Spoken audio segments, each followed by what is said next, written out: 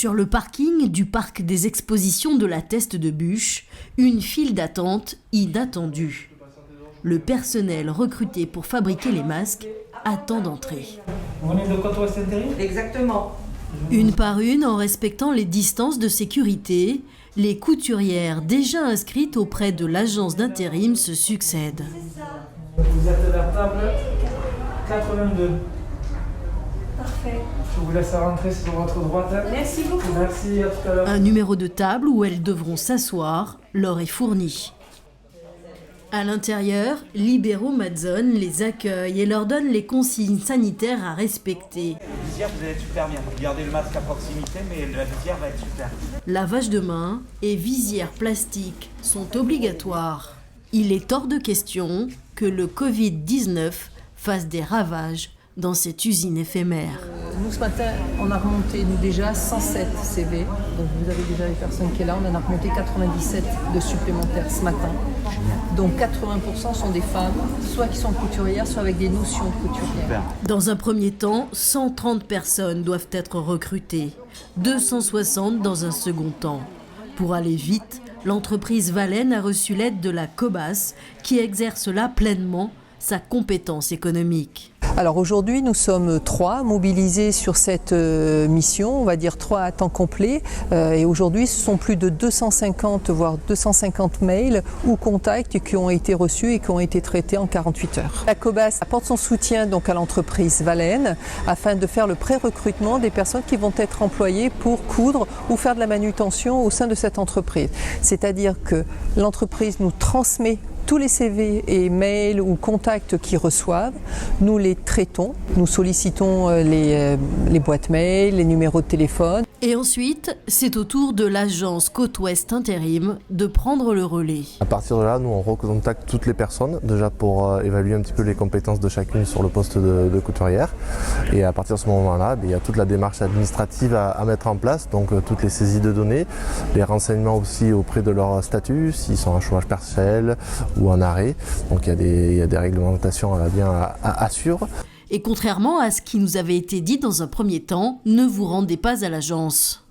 Nous, on ne reçoit personne à l'agence.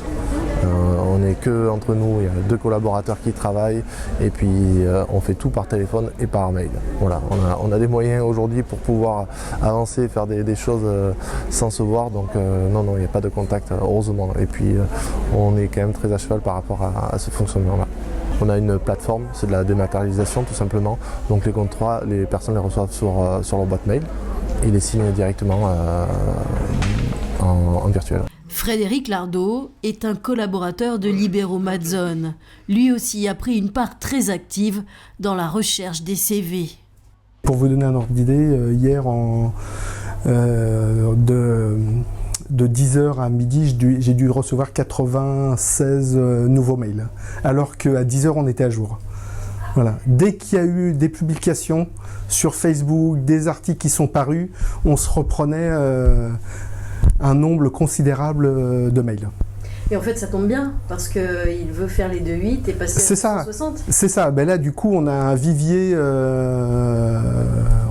quoi. Donc, on va avoir de plus en plus de personnes qui vont pouvoir venir travailler.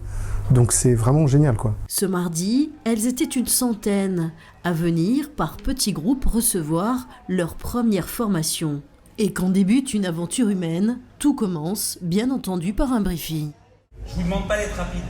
Je vous demande d'être heureuse d'être avec nous parce que nous, on est heureux que vous soyez là. Et si vous n'êtes pas là, on ne fait pas ce qu'on fait là. Moi, mon but, c'est pas de vendre des masques ou quoi que ce soit. C'est de répondre à une demande et sans vous, je peux pas y répondre. Je sais pas coudre. J'ai jamais appris. Je sais que vous savez le faire. Moi, ce que je sais faire, c'est vous mettre l'outil. Vous apporter la matière. Vous apporter un salaire et vous apporter une cohésion. Aujourd'hui, le but, c'est de faire entre 2 et 300 pièces par jour. Pas de pression. Il y en a qui en feront 50. Mais il y en a qui en feront 400. L'idée, c'est que chaque matin, il y ait 300 pièces sur la table. À 16h, quand on a fini, s'il y a des gens qui n'en ont pas fini, eh ben les autres mettront avec et on les finira. Je vous explique. On a l'océan derrière, on a la plage devant. Tout ce que vous allez apporter, ça va finir sur le sable de la table qui est orange là-bas. Au premier passage que vous aurez fait, au bout de la table, il y aura 500 pièces. Et au deuxième passage, il y en aura 1000. Et ainsi de suite. En quelques minutes, vous allez apporter. Et nous, on va les emballer et on va les livrer. Ça veut dire qu'à la fin du mois, on aura fait quasiment 1 million de pièces. Et ben moi, je vous bravo. J'ai commencé, je suis venue sur la vague de 8 heures ce matin. On nous a donné des consignes, on nous a montré. Ça a été tellement vite appris. Bon, en même temps, c'est mon métier un petit peu la couture, donc j'ai eu beaucoup de facilité. Et ils nous ont proposé, pour ceux qui avaient de la facilité, de rester pour dépanner, pour les aider, pour avancer un peu plus vite dans la formation. Et j'ai eu à cœur et beaucoup de plaisir de rester avec eux, parce que c'est vraiment une équipe très très sympa. C'est vraiment un réel plaisir et il me tente d'attaquer demain. Demain, jour J. Toutes les conditions sont désormais réunies pour réussir ce défi industriel et solidaire, produire en un temps record plus d'1 million de masques.